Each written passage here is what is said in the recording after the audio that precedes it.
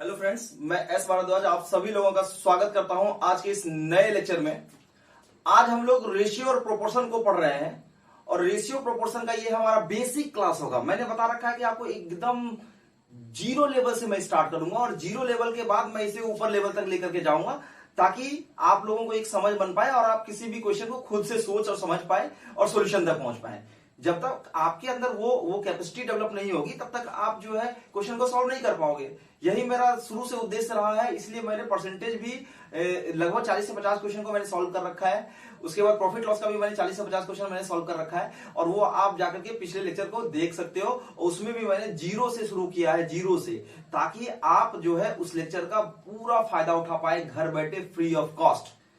तो शुरू करते हैं आज का लेक्चर। रेशियो और प्रोपोर्शन हमारा आज का टॉपिक है, जिसका कि नाम है, जैसे देख सकते हो आप, ये रेशियो प्रोपोर्शन लिखा हुआ है। इसको हम लोग बोलते हैं अनुपात और समानुपात। तो आज हम रेशियो को डील करेंगे फ्रेंड्स, आज हम लोग रेशियो को डील करेंगे। ठीक है, कि रेशियो से रिलेटेड जितनी भी बातें हैं पहले वो समझेंगे। ठीक है, उसके बाद फिर हम लोग किसमें चलेंगे, प्रोपोर्शन से प्रोपोर्शन वाले टॉपिक पे चलेंगे। तो पहले मैं पहला जो 2 वीडियो होगा मैं प्रयास करूंगा कि उसमें आप रेशियो और प्रोपोर्शन को पहले समझे, फिर सम को देखेंगे ताकि आपको जो है दिक्कत नहीं हो। ठीक है, तो मैं शुरू करता हूं बच्चों। रेशियो, अनुपात का मतलब क्या होता है? आपने देखा होगा, घर पे हो या कहीं भी हो, आपने इस तरह का मैथ जब आप देख रहे होंगे, मैथ जब पढ़ते हो तो बचपन से आप इस तरह के सिंबल को आप देख रहे हैं। इसको हम लोग रेशियो का सिंबल बोलते हैं। सिर्फ सिंबल मात्र से कुछ तो होने वाला है नहीं, है ना? तो आपको क्या सीखना है कि रेशियो का मतलब क्या होता है। मैं आपको A:B का मतलब समझाता हूं कि A:B क्या है, अनुपात का मतलब क्या होता है, अनुपात में क्या क्या चीजें आवश्यक है, अनुपात में किन किन बातों का ख्याल रखना पड़ता है, ये सारी बातों को अभी हम लोग देखेंगे। मान लेते हैं कि ये एक रॉड है, ठीक, AB एक रॉड ले लिए, रॉड समझ रहे ना, कोई लोहे का लकड़ी ले लो या लोहा का कोई भी रड ले लो, ठीक है, रॉड ले लिया। उसके बाद क्या है, इसको मैं 2 हिस्से में बांट रहा हूं। एक हिस्सा का नाम दे रहा हूं A, दूसरे हिस्से का नाम दे रहा हूं B। ध्यान से समझिए, एक हिस्सा का नाम मैंने क्या दिया, A, दूसरे हिस्से का नाम क्या दिया मैंने, B। मान लेते हैं कि A जो है, A से B मतलब AB का जो लेंथ है 10 यूनिट है। लेंथ मैंने कितना माना, 10 यूनिट मैंने लेंथ मान रखा है। AB का लेंथ कितना है, 10 यूनिट है, और जिसमें से A का वैल्यू 3 है और B का वैल्यू 7 है। अब इसमें से 2-3 बात आपको खुद समझ में आ रहा होगा कि आप देख रहे होंगे कि जिस रॉड का हिस्सा A है उसी रॉड का हिस्सा B है, जिस रॉड का हिस्सा A है उसी रॉड का हिस्सा B है। इसको आप कैसे बोल सकते हैं कि जब A 3 हो तो B क्या होगा, 7 होगा। जब A 3 हो, A है मेरा 3 तो B कितना है, 7, तो A:B कितना हो जाएगा जी, 3:7 हो जाएगा। आ रहा है बस उनमें। जब क्या मैं कह रहा हूं कि A 3 हो B 7 हो तो A और B का अनुपात क्या होगा, 3। अब देखिए इसका मतलब कि जब A 3 है तो उसी चीज में A 7 है, जिस चीज में A 3 है उसी चीज में A 7 है। अब देखिए इसी रॉड का हिस्सा A था और इसी रॉड का हिस्सा क्या है, B है। आ रहा है बात समझ में, इसी रॉड का हिस्सा A है और इसी रॉड का हिस्सा क्या है, B है। तो A:B क्या हो गया, 3। इसको आप क्या समझ रहे हैं कि जब A 3 है तो B क्या है, 7 है। जब A 6 होगा तो B क्या होगा, 14 होगा। A को दुगुना कर दिए तो B का उसी हिसाब से B भी बढ़ेगा। तो मतलब क्या है कि जिस चीज का हिस्सा A है उसी चीज का हिस्सा कौन होगा, B भी होगा। क्लियर है ना?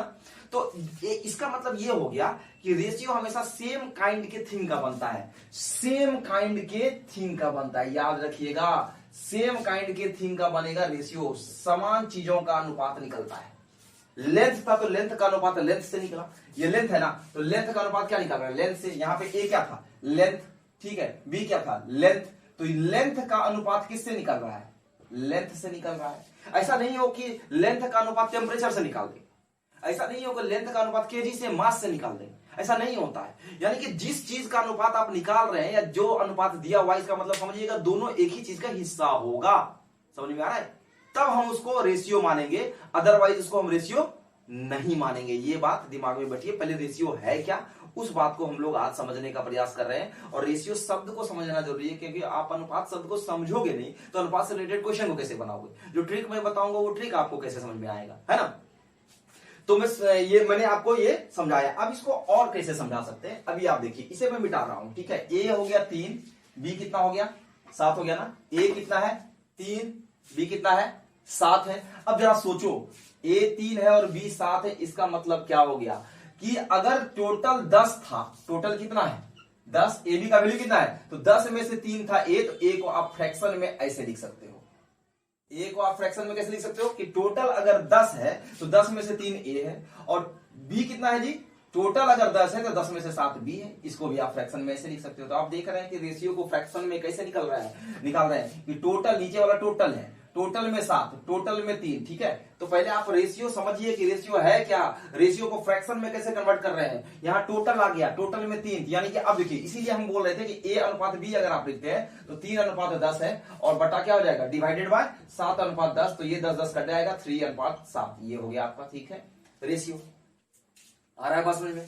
तो ये हमारा क्या हो गया, रेशियो। तो ये ए और बी का जो अनुपात था कैसे लिखते हैं, किस प्रकार से समझते हैं, इन बातों को हमने आज नोट किया और इन बातों को हमने आज समझा। देखिए बच्चों, आप लोग पेन पेपर लेके बैठिए, जब तक आप पेन पेपर लेकर नहीं बैठेंगे तो आपका नोट्स नहीं बन पाएगा और आप ही समझ भी नहीं पाओगे, आपके पास, आपके अंदर जो है वो क्षमता विकसित नहीं हो पाएगी, ठीक है ना। तो ये हमारा क्या है, ए अनुपात बी, मतलब ए अनुपात को मैंने आज आपको समझाया, रेशियो को मैंने आप समझाया, रेशियो होता क्या है, रेशियो। अब रेशियो पे सवाल कैसे कैसे आते हैं, पहले आपने क्लास 6-7 में इन सारे प्रश्नों को देखा होगा, ठीक है, लेकिन फिर भी मैं आपको बता रहा हूं कि रेशियो पे सवाल कैसे होते हैं। मैं आपको 1 मिनट मैं बता दे रहा हूं कि रेशियो का सवाल किस प्रकार से हम लोग देखेंगे, ठीक है। अब देखिए इसमें क्या है, कैसे सवाल कैसे कैसे आते हैं, मैं उसे पहले बता रहा हूं कि सवाल कैसे कैसे आते हैं। इसे मैं मिटा दूं, फ्रैक्शन में आप समझ गए कि कैसे करना है, ये बात आप समझ गए कि सेम काइंड की चीज का रेशियो होता है, रेशियो का मतलब आप समझ गए कि रेशियो क्या होता है ना, ठीक है। और अनुपात का साइन सिंबल भी आपने समझ रखा है कि कैसे अनुपात निकालना है। अभी आप देखिए 2-3 बात, रेलवे ग्रुप डी का एग्जाम आ रहा है ना, रेलवे ग्रुप डी में आप देखिएगा इस तरह का प्रश्न आता है, सीधा सीधा दे देता है, लेकिन आपको समझ में नहीं आता है। जैसे अगर बोल दिया कि ए अनुपात बी दे दिया हुआ है 2:3, ठीक, यानी ए का वैल्यू 2 और बी का वैल्यू क्या दिया हुआ है 3 दे दिया है। अब ये कह देगा कि बताइए इसका डुप्लीकेट रेशियो क्या होगा, डुप्लीकेट रेशियो क्या होगा। डुप्लीकेट रेशियो का मतलब होता है, ये याद रखिएगा, इसका मतलब होता है वर्गानुपात, वर्गानुपात, वर्ग का अनुपात, वर्गानुपात मतलब वर्ग का अनुपात। इसका क्या करना है, डुप्लीकेट रेशियो में ए स्क्वायर और बी स्क्वायर का बात कर रहा है, वर्ग निकालना है, तो क्या कर देंगे ये बताइए, 2 का स्क्वायर 4, 3 का स्क्वायर 9, ये इसका डुप्लीकेट रेशियो हो गया। क्लियर है ना, क्लियर है ना। तो डुप्लीकेट रेशियो का मतलब आप समझ गए कि क्या है।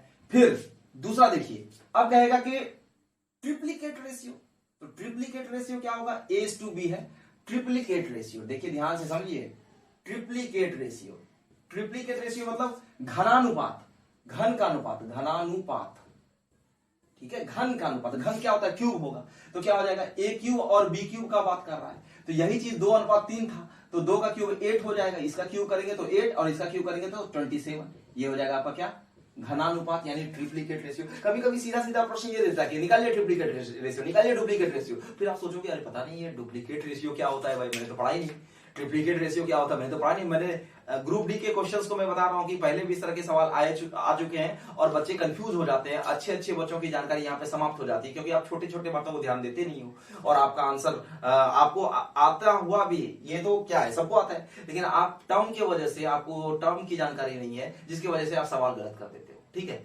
जबकि है कुछ नहीं, बहुआ वाला क्वेश्चन है, कोई भी बना देगा कि नहीं बताइए, साउथ अफ्रीका का भी आदमी इसको बना देगा, तो ठीक है। अब देखिए, डुप्लीकेट समझ गए, ट्रिप्लीकेट समझ गए, अब होता है एक सब डुप्लीकेट, सब डुप्लीकेट, ठीक, सब डुप्लीकेट, और एक होता है सब ट्रिप्लीकेट, सब डुप्लीकेट और क्या हो रहा है, सब ट्रिप्लीकेट। तो सब डुप्लीकेट का मतलब होता है वर्गमूलानुपात, वर्गमूलानुपात, याद रखिएगा, वर्गमूल का अनुपात, वर्गमूल का अनुपात, और ये होता है घनमूलानुपात, घनमूल का अनुपात, घनमूल का अनुपात। आपको पता है कि वर्गमूल कैसे निकालते हैं, स्क्वायर रूट का अनुपात, यहां हो जाएगा क्या, क्यूब रूट का अनुपात। तो आप कुछ मत करिए, अब मैं इस सवाल को बदल रहा हूं, ठीक है, इस सवाल को यहां पे ये कर दे रहा हूं और यहां ए का वैल्यू भी बदल रहा हूं, ठीक, मान लेते हैं यहां 4:16 है 16, ठीक, या 1:2 मान लेते हैं, चलिए 1:4 मान लेते हैं।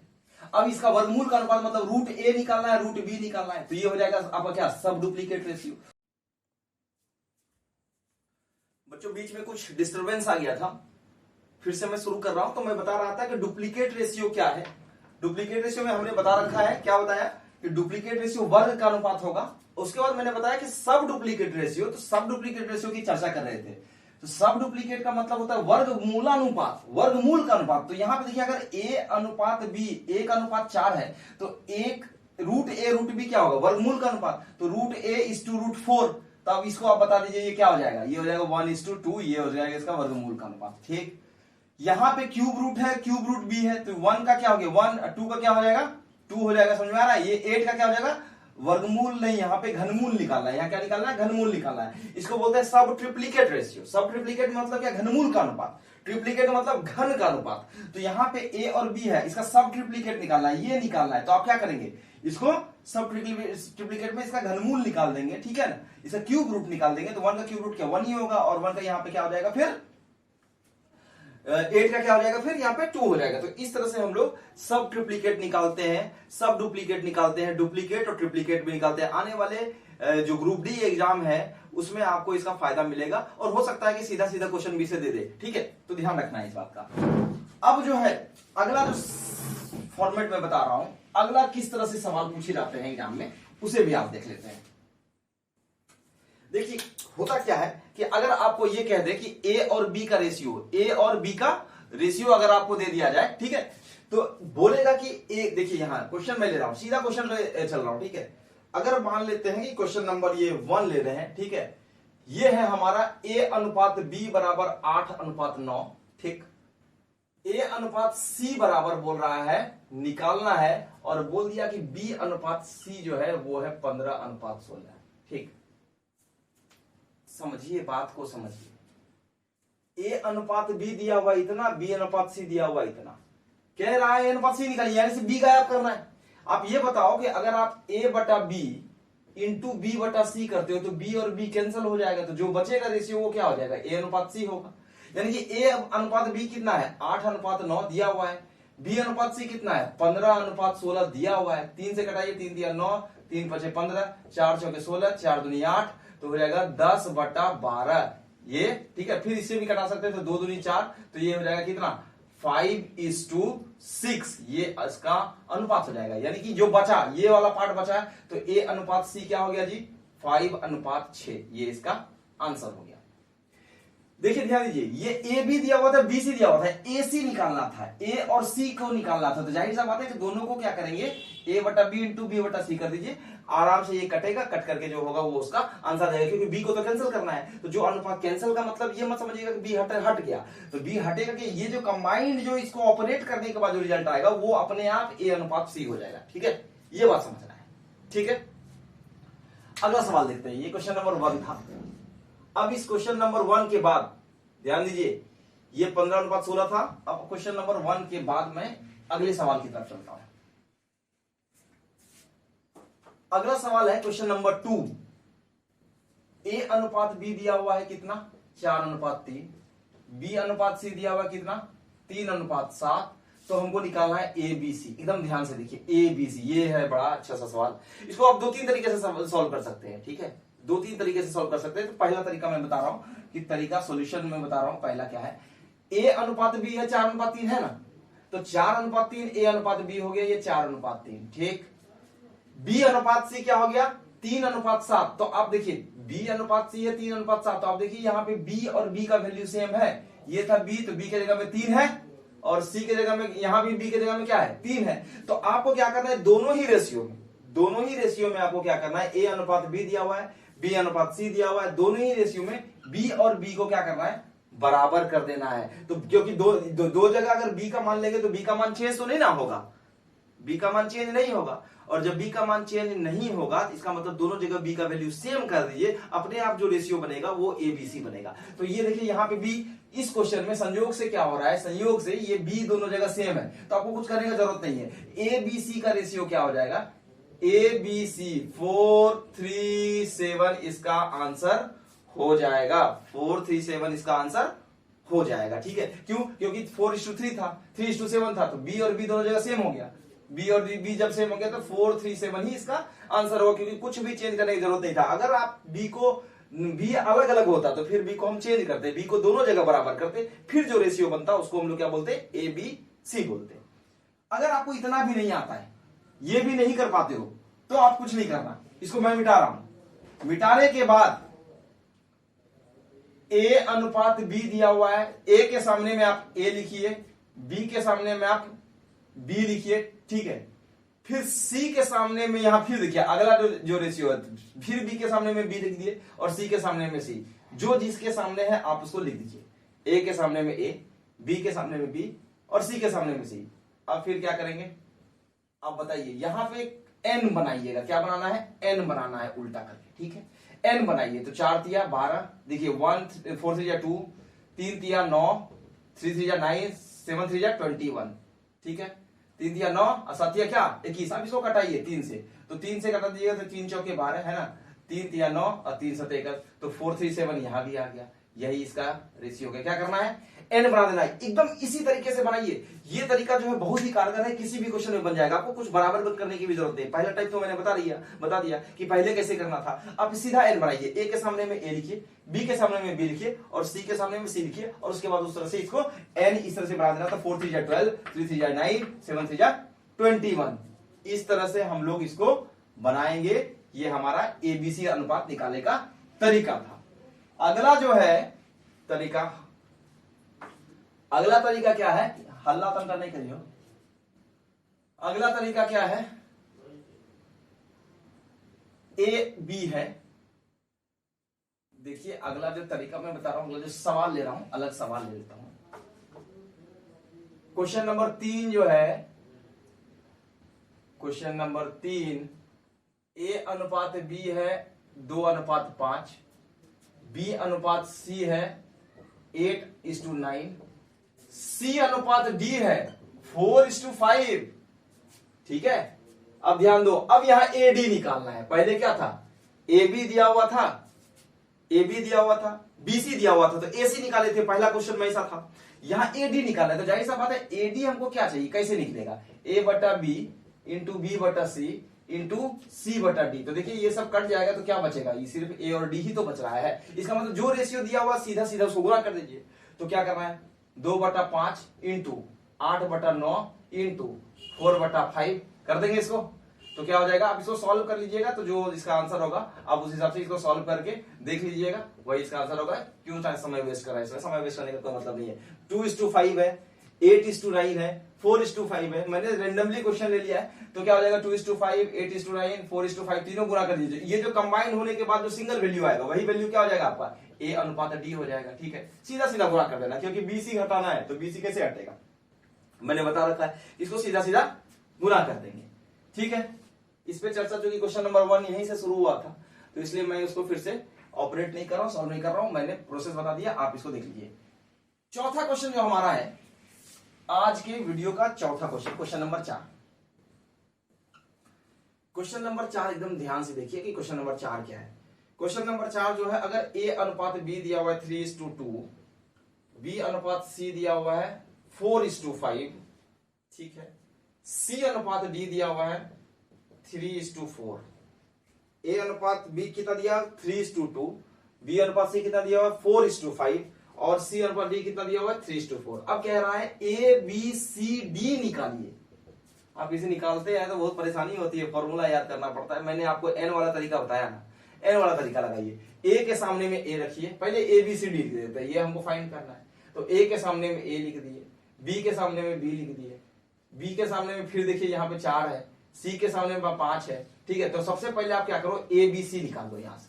तो ए बी सी निकालेंगे तो कैसे निकालेंगे, 4 तिया 12, ठीक है, 4 दूनी 8 और क्या हो जाएगा 5 दूनी 10। अब हमको चाहिए डी भी, तो डी चाहिए, तो अब फिर क्या करना होगा, सी के सामने आप देखिए ये जो अगला लास्ट वाला रेशियो, अब यहाँ सी के सामने में सी रखो और डी के सामने में यहाँ क्या रखना है 4, तो फिर यहां से भी एन बन सकता है ना, लेकिन ये बच गया, इसके लिए तो मैंने बताया नहीं है, तो फिर इसको भी आप इसी के साथ ले लीजिए। तो कितना हो जाएगा, 12 तिया 36, ठीक है, 8 तिया 24, ठीक है, 10 तिया 30 और 10 चौके 40। इस तरह से आप क्या करेंगे, सॉल्व कर लेंगे, ये इसका आंसर हो जाएगा। फिर इसको कटा के इसको सिंपल फॉर्म में और ला सकते हैं, कोई दिक्कत नहीं है। तो इस तरह से हम लोग क्या देखेंगे, ये हमारा ए बी दिया हुआ है, बी सी दिया हुआ है, सी डी दिया हुआ है, तो ए बी सी डी निकाल सकते हैं। ए बी दिया हुआ है, बी सी दिया हुआ है और तो ABC निकाल सकते हैं, AC भी निकाल सकते हैं, है ना। तो इस तरह से हम लोग देखते जा रहे हैं कि किस तरह के प्रश्न सवाल एग्जाम में आते हैं। ये क्वेश्चन नंबर 4 था हमारा, देखते भी चलिए तेजी से और इसको आप सॉल्व भी करते चलिए। पेन पेपर साथ में हो तो आप इसको यूज भी कर सकते हैं, कोई दिक्कत नहीं, पेन पेपर के हिसाब से चलेंगे। क्वेश्चन नंबर 5, अब देखिए अगर A के नीचे कुछ रहे ऐसे, मान लीजिए 2, B के नीचे कुछ रहे 3 और C के नीचे कुछ रहे 4, जब इक्वल टू का साइन दिया हुआ रहेगा, इक्वल टू दिया हुआ रहेगा, अगर ये दिया हुआ है तो जो जिसके नीचे में रहेगा वही उसका आंसर हो जाएगा रेशियो में। ABC बराबर क्या होगा 2:3:4। क्लियर है ना, कोई परेशानी नहीं है, मैं उम्मीद कर रहा हूं कि आप समझ रहे होंगे। तो जो जिसके नीचे रहेगा वही उसका क्या हो जाएगा, आंसर हो जाएगा। जब इक्वल टू का साइन दिया रहे तो कुछ करने की जरूरत नहीं, कोई एलसीएम नहीं निकालना है, कुछ नहीं करना है, सीधा सीधा जो जिसके नीचे रहेगा वही उसका आंसर हो जाएगा। अगला सवाल चलते हैं, देखते भी रहिए, समझते रहिए, कोई परेशानी हो तो कमेंट बॉक्स में कमेंट करके भी बताइए। ज्यादा फास्ट मैं बोल रहा हूं तो वो भी आप बता सकते हैं कमेंट बॉक्स में, जहां से कि मैं सुधार कर सकूं, ठीक है, और आप उसको अगले वीडियो में आपके लिए लायक वीडियो बन पाए, ठीक है। तो मैं अब अगला जो सवाल ले रहा हूं क्वेश्चन नंबर 6, आज के वीडियो का क्वेश्चन नंबर 6। मैं रेशियो की बात कर रहा था मैंने, और रेशियो मैंने क्लियर कर रखा है। अगर ऐसा रहे A/2, B/3 और C/4, अगर ऐसा रहे, अब बीच में इक्वल टू ना होकर के रेशियो का सिंबल रहे तो भी कुछ करने की जरूरत नहीं है। अब जिसका निकालना, जैसे मान लीजिए A, B और C निकालना है, तो A निकालना है तो A को ढक दीजिए, तो 3 4 जाए 12, B को निकालना है B ढक दीजिए, 4 2 जाए 8 और C को निकालना है C ढक दीजिए, 3 2 जाए 6। ये आंसर होगा। जिसको निकालना है उसको ढक देना है, ढक दीजिए, मैं लिख भी दे रहा हूं, ढक दीजिए, ठीक है। जिसको निकालना है उसको ढक करके फिर दूसरा निकालिए, ठीक है। अगला सवाल, अगर इसी तरह से ऐसे दे दे क्वेश्चन नंबर 7 कि 2A बराबर 3B बराबर 4 से, इस तरह से अगर है, इसको भी आप क्या करेंगे, A/B/C अगर निकालना हो तो जिसको निकालना है उसको ढक दीजिए, क्या हो जाएगा 3 2 4 जाए 12, इसको निकालना है इसको भी ढकिए, 2 4 जाए 8, इसको निकालना है इसको भी ढकिए, 3 2 जाए 6, तो ये हो जाएगा आपका 4 12 8 6, 12:8:6। फिर इसको काट के सिंपल कर लीजिएगा, सिंपलेस्ट फॉर्म में आप कर सकते हैं। ये मैं मोटा मोटी आपको रफ आइडिया दे रहा हूं कि करना क्या है। तो जब इक्वलिटी का, देखिए ये रेशियो का सिंबल है तो ऐसे किए, इक्वल टू का सिंबल है तो आप ऐसे कर सकते हैं, ठीक है। इस तरह के प्रश्नों को आप इस तरह से बना सकते हैं, कोई दिक्कत नहीं। जिसको निकालना है उसको क्या करना है, ढक देना है। इस प्रकार से आप सवाल को सॉल्व कर सकते हैं।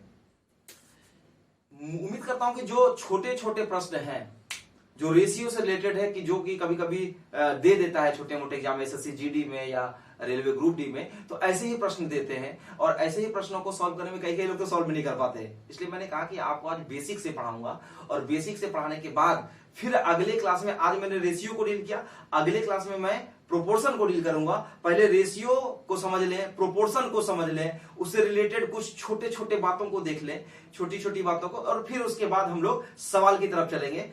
तो आज का लेक्चर हमारा यहीं समाप्त होता है, और मिलते हैं फिर से अगले वीडियो में। प्रोपोर्शन के साथ टॉपिक होगा हमारा प्रोपोर्शन। तब तक के लिए बाय बाय, जय हिंद।